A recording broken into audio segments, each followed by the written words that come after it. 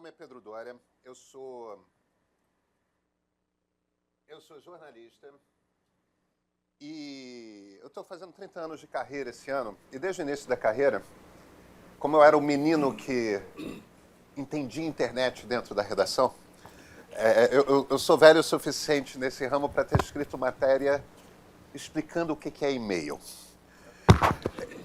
E como eu era o menino que entendia internet na redação, eu era o cara que queria ser repórter de política e jogaram para cobrir tecnologia. E por conta disso, desde o início da carreira, eu cubro tanto tecnologia quanto política. Coisa que eu não esperava é o que aconteceu em 2016, em que política e tecnologia virou a mesma coisa, né?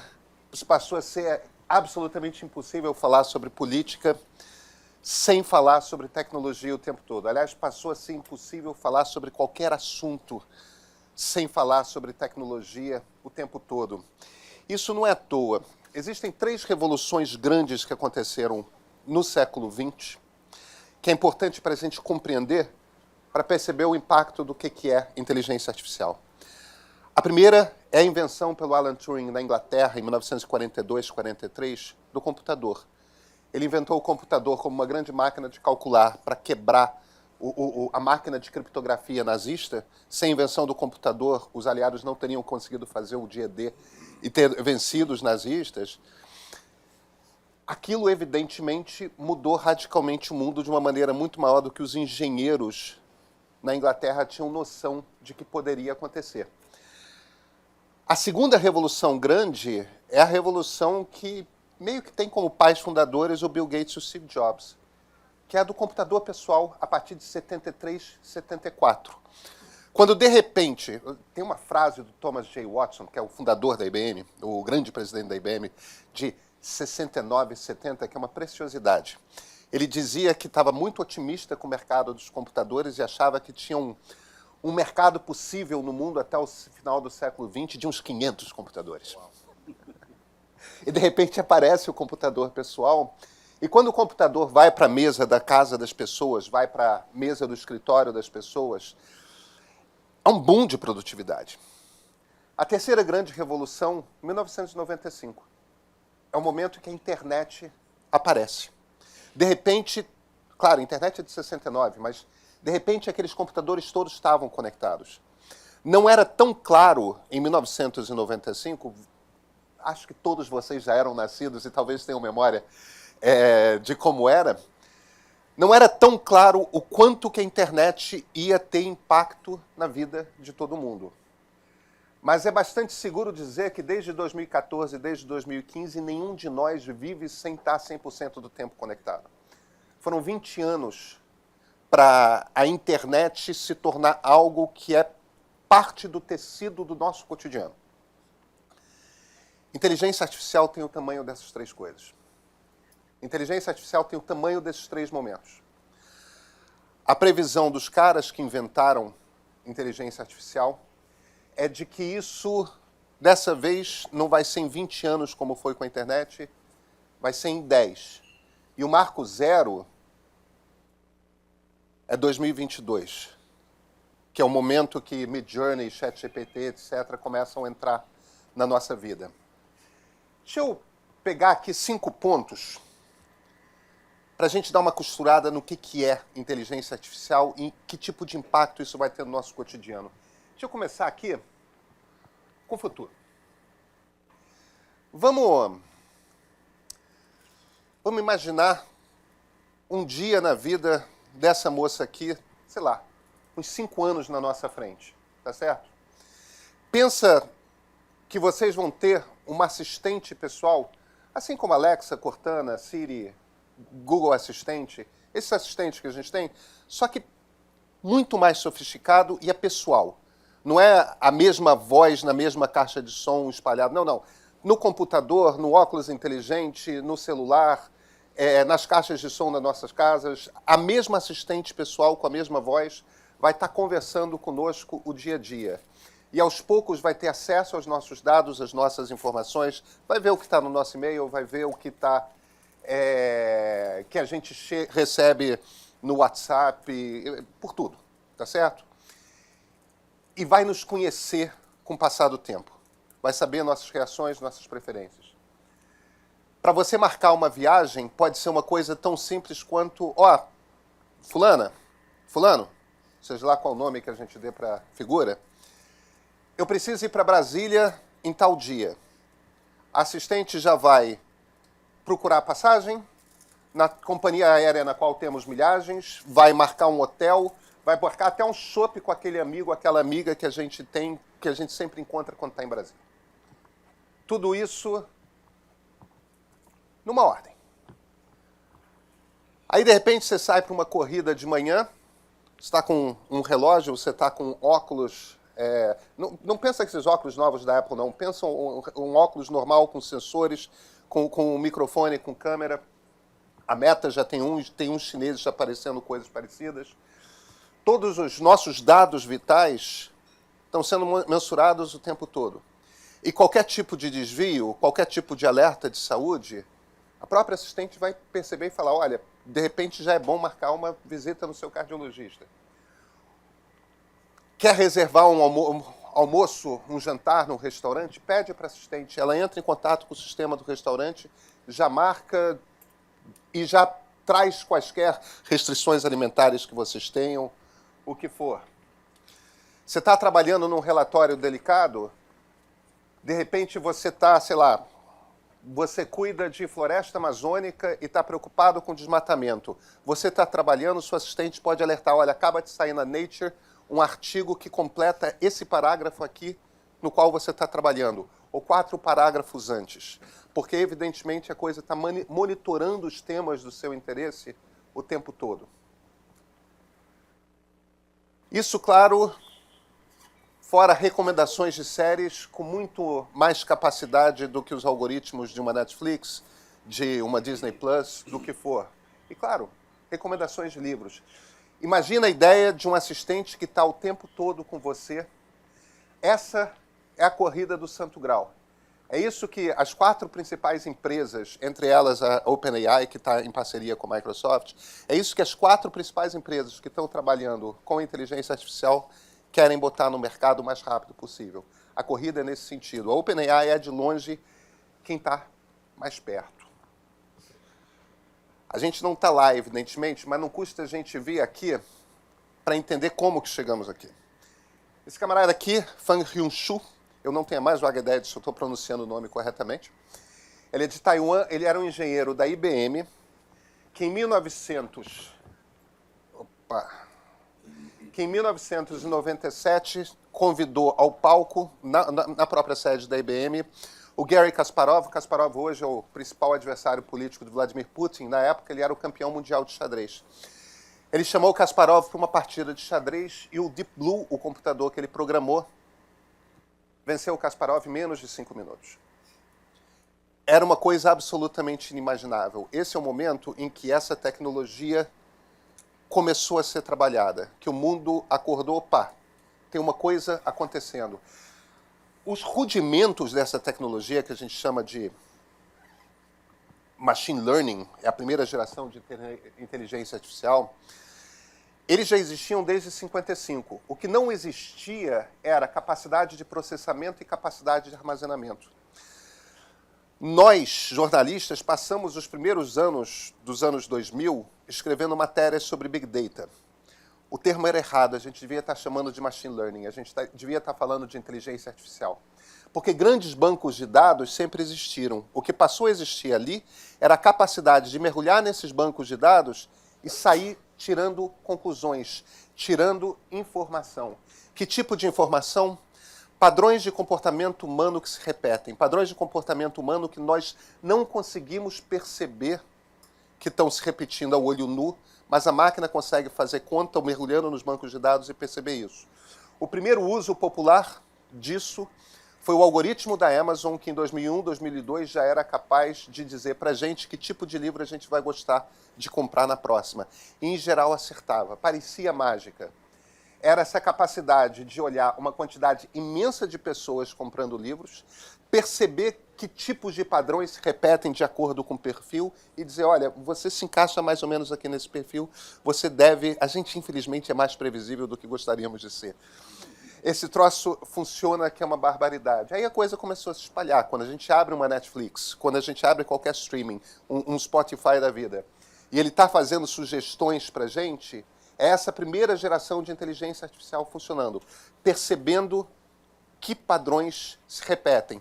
Em geral, padrões de comportamento humano, mas olha, comportamento animal, comportamento da física, né? Astronomia, sistema solar, qualquer coisa que você consiga jogar numa quantidade de dados gigantes sobre tudo o que acontece, esse tipo de tecnologia pode ir mergulhar lá e perceber o que se repete, com que frequência, em que condições se repete.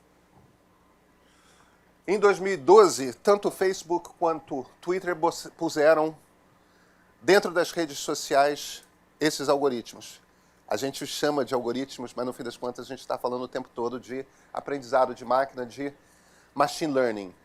Quando a gente entra numa rede social e ela nos bota na cara um vídeo que a gente fica vendo um outro, um terceiro, um quarto, um quinto, um sexto, e não consegue sair do raio da tela, ela acerta porque, em essência, está usando a primeira geração de inteligência artificial. Aí entram as redes neurais, neural networks. Em essência, se eu pudesse resumir, pega vários desses algoritmos de machine learning, empilha e conecta eles como se fossem neurônios no cérebro. E o que esse troço nos permite fazer, em essência, é aquilo que o Google fez ao botar no ar, em 2012, o Google Photos. Todos os sistemas hoje que a gente vê, em que você tem o reconhecimento de imagens, reconhecimento de rostos numa fotografia, de lugares, tudo mais, isso é uma rede neural funcionando. Não é só isso. Um carro autônomo, ele pode funcionar porque ele enxerga. Ele enxerga, em essência, porque ele consegue simular o olhar humano. Mas mesmo as caixas de som inteligentes, que reconhecem a voz humana, também estão trabalhando nessa segunda geração de inteligência artificial. Estamos falando, em essência, de uma segunda geração que agora não é só perceber padrões que se repetem, é a capacidade de emular os sentidos humanos. Aí entramos na inteligência artificial generativa. Vimos várias dessas imagens no ano passado explodindo. Tudo se baseia naquilo que a gente chama de um modelo transformer. Isso é de 2017, é bastante recente. E o que essa geração, essa terceira geração de inteligência artificial consegue fazer é emular a capacidade de criação humana. E a gente vê isso em textos, a gente vê isso em imagens, a gente vê isso em música. Outro dia eu recebi o Frank Sinatra cantando Smells Like Teen Spirit, do Nirvana. Com orquestração dos anos 50, é bem impressionante. Eu não sei se eu gostei não, mas evidentemente que o maior símbolo dessa geração é o ChatGPT, porque não existe empresa hoje que esteja mais na frente do que a OpenAI. Bem, quando as pessoas pensam em inteligência artificial, em geral a gente apela para a ficção científica e tem essa impressão meio que, putz, estamos indo para o mundo do 2001 e vai aparecer um HAL 9000 que em algum momento vai chegar à conclusão que o HAL 9000 chega no filme, né? Que para melhor completar a missão é melhor matar toda a tripulação. Porque a inteligência artificial faria isso. Inteligência artificial não é inteligente. Inteligência artificial é uma grande calculadora probabilística. Um LLM, um Large Language Model, um grande modelo de linguagem como o GPT, o que ele faz é o seguinte, ele faz conta. Ele deglutiu na versão 4O uma quantidade de textos que levaria para um ser humano 20 mil anos para ler. Olha, a Revolução Agrícola, a invenção da agricultura tem 10 mil anos. Nenhum de nós conseguiria passar 20 mil anos lendo nada. Ele pegou essa quantidade toda de texto e ele faz conta. Perante essa pergunta, qual é a palavra mais provável de abrir a resposta? Qual é a segunda palavra mais provável na sequência? Qual é a terceira? Qual é a quarta? Qual é a quinta? Ele está fazendo conta, ele não está pensando. Isso quer dizer, em essência, que esse troço não é um modelo cognitivo do mundo real. Ele sabe que mais provável, depois da palavra gato, vir o verbo mia e não o verbo late. Mas é porque existe muito mais frequência do verbo miar vir depois de latir após gato. Só por isso. Ele não sabe o que é um gato, ele não sabe como é o som de um miado, e ele não sabe sequer quão adoráveis gatos podem ser, ou cachorros. O ponto aqui é, ele não conhece fatos, ele não sabe distinguir o que é verdade do que é mentira. Isto não é inteligente, apesar de a gente chamar de inteligência. Porém, sensações como a do filme Ela, do Her, em que a inteligência artificial se apaixona pelo personagem do Joaquin Phoenix, por mais que tentadora, me perdoem as mulheres presentes, seja a ideia da voz da Scarlett Johansson fazendo juras de amor no nosso ouvido, não é possível, porque essas máquinas não são sencientes. Senciência, em geral, é uma palavra que está na teologia ou na filosofia, a gente não costuma usá-la. Ela precisa entrar no nosso vocabulário. É aquela coisa do Descartes, penso, logo existo. Tem um momento quando a gente tem uns 4, 5 anos que a gente percebe que a gente é um ser aqui dentro, que olha para o mundo através dessas duas janelinhas aqui, e que pelo próprio fato de pensarmos somos capazes de perceber a nossa própria existência. Qualquer um de nós faz isso bem cedo. Essas máquinas não são sencientes. Elas são calculadoras. Porém, esse aplicativo Réplica tem para Android, tem para iOS. Você abre, você paga uma mensalidade, ele te dá um mentor ou uma mentora, um amigo ou uma amiga, uma namorada ou uma namorada. E aí começa a interagir através de um grande modelo de linguagem desses. Tem várias pessoas que falam de se apaixonar pelo namorado ou pela namorada. A emoção é real. Nós, seres humanos, temos uma profunda dificuldade de lidar com algo que age como um ser humano sem antropomorfizar, sem começar a tratar como se ser humano fosse. Não sente, mas olha, como diria o Pessoa, finge que deveras sente. E esse é um ponto muito importante, porque essas tecnologias têm uma capacidade de persuasão emocional incrível. E quanto mais desenvolvidas elas forem, mais capazes de agir como seres humanos e enganar parecendo humanos elas vão ser. Elas já são capazes disso. E existe um grande debate ético a respeito desse ponto. As questões que eu queria trazer aqui, em essência, para tentar amarrar essa nossa conversa, é o seguinte. A gente, em muito poucos anos, não vai conseguir viver sem esses negócios. E quando a gente está falando, uma das apresentações, uma das demonstrações que fizeram na OpenAI 2 semanas atrás, na apresentação do GPT-4o, é um celular, através da lente do celular, olhando para o que um cara estava escrevendo numa folha de papel. Ele estava escrevendo uma equação do primeiro grau. Ele começa a conversar com o ChatGPT e diz, me ajuda a resolver. Não me diz a resposta, me ajuda a resolver.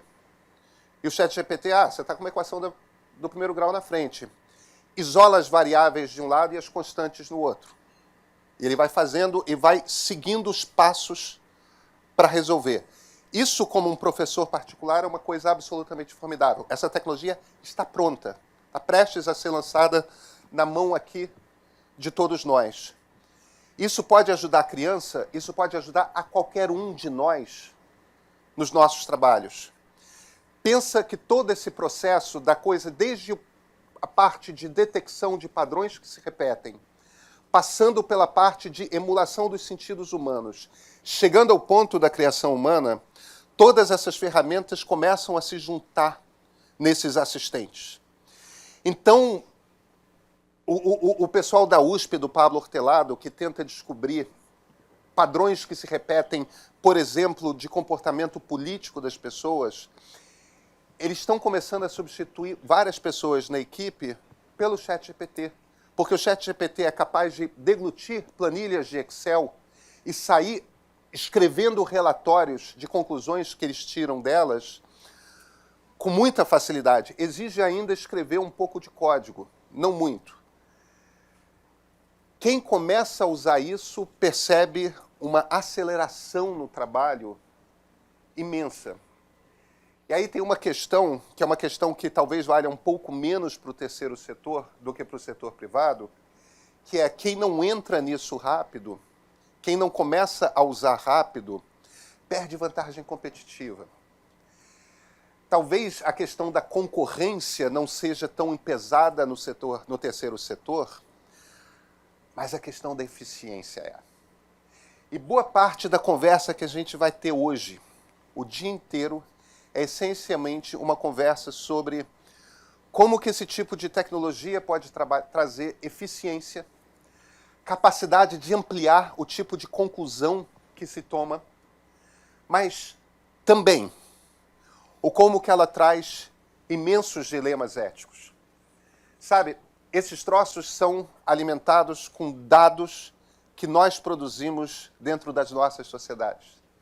Isso quer dizer que se a gente deixa os algoritmos soltos, eles vão tirar conclusões machistas, eles vão tirar conclusões racistas, eles vão tirar... porque eles são alimentados com dados que representam o que nossas sociedades são. Então, um dos cuidados muitos que precisamos ter com inteligência artificial é esse cuidado de usar para o máximo dela, sem desligar do fato de que o dado tem viés, porque ele é produzido numa sociedade que tem viés, e principalmente no terceiro setor, esse tipo de compreensão de saída é fundamental. Gente, muito obrigado.